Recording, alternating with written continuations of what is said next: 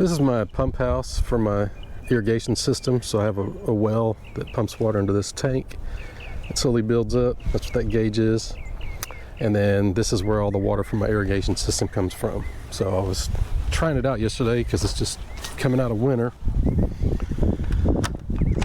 And of course, it didn't work. And I'm pretty sure it's the pump. Pull up my phone. Okay, here we go. I'm gonna turn it on.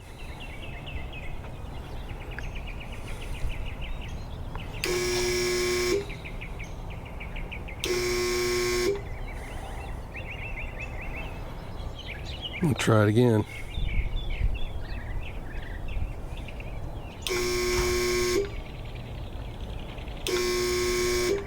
Yeah, so it that well pump's not starting. Okay, so here's the pump. Got the well turned off and the pump. So let's go investigate. All right, so there is the pump. Let's see if, just checking.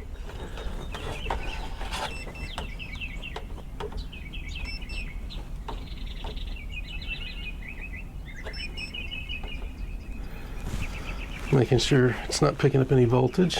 So, okay.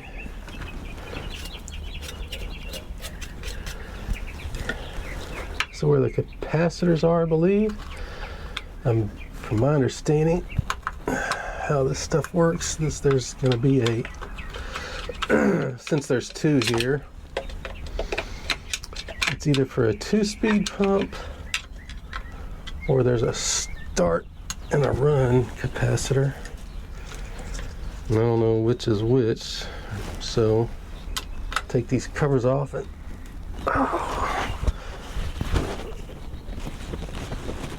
oh my God.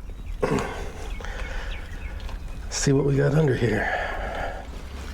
So here's one of the capacitors, so now we need to make sure they're not charged. I always hate doing this. It scares the crap out of me. Okay. I wonder if you can test it while it's wired up. Of course, I can't even read it. 25 microfarads, 370 volts. Okay, I'm hoping you can see that. So here's the capacitor. I've got it set on capacitance test, and it's in auto. And this is a 25 microfarad. So let's see what we get here.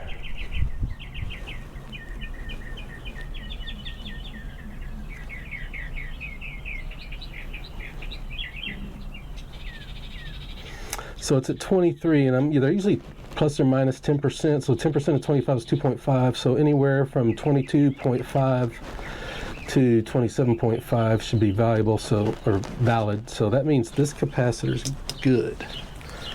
So I'm gonna put it back. I'll pull the other one out and test it. Well, when I tried to pull the wire off, the whole freaking connector came off, but I think we can still test it.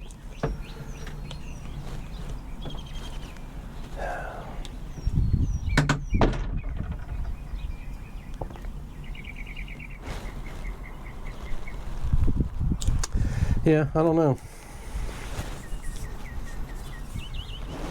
Guess I'll go buy one and plug it in and see what happens. I'll be back. Let me do like everybody else. It's the next day.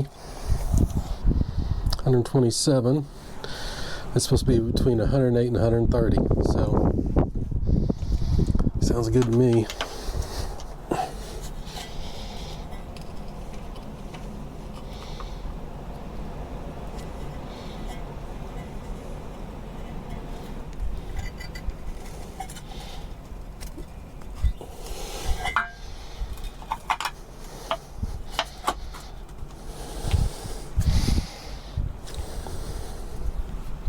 Okay, I turned the power on, so let me see if it'll run, see what happens.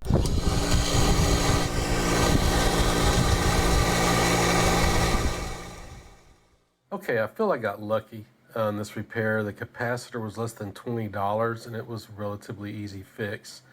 I was worried that either the pump was frozen, just like rusted frozen, or had some debris or rock in there that had got stuck in the impellers, because this pump just sucks water out of that big storage tank, which is fed by a well.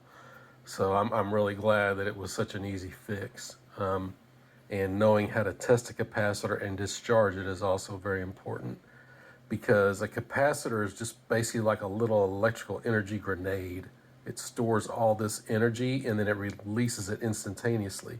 And that's why when it goes bad, you'll have this symptom, because what was happening is when you try to start the pump, the power you're feeding it isn't enough to get the motor started. Once the motor starts spinning, it's enough power to keep it going, but it can't get it started. And that's what a capacitor does, is it just dumps a big mountain of voltage and power into that motor instantaneously and gets it spinning, and then the power you're providing takes over. The thing you need to understand is a capacitor can hold all that energy. Even when you unplug it and take it out and hold it in your hand, shock the snot out of you if you don't know what you're doing. But I hope this video helped you, or if you at least found it interesting. And if you're interested in this Rube Goldberg irrigation setup I've got going on here, I'll link a video to me rebuilding this pump house and replumbing and wiring a lot of this stuff. So hope you found this entertaining. Hope it helped.